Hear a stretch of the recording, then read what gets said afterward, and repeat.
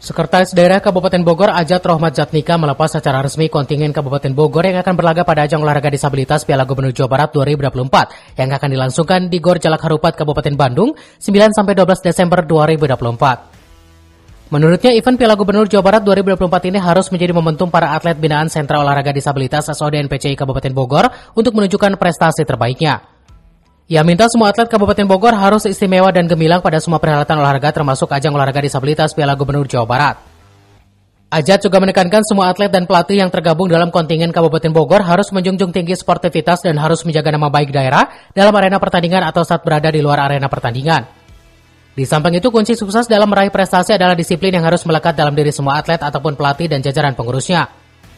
Sementara itu, Ketua Kontingen Kabupaten Bogor Asnan Ape mengatakan para atlet yang akan tampil dan membela kontingen Bumi Tegar Beriman dalam Piala Gubernur Jawa Barat 2024 adalah atlet-atlet binaan Sentra Olahraga Disabilitas SOD NPCI Kabupaten Bogor.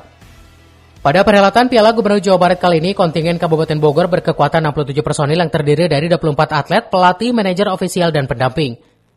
Ke-24 atlet ini akan berlaga pada semua cabang olahraga yang bertandingan seperti atletik, renang, tenis meja, bulu tangkis, dan catur. Dari Kabupaten Bogor, Cevi Suryadi melaporkan.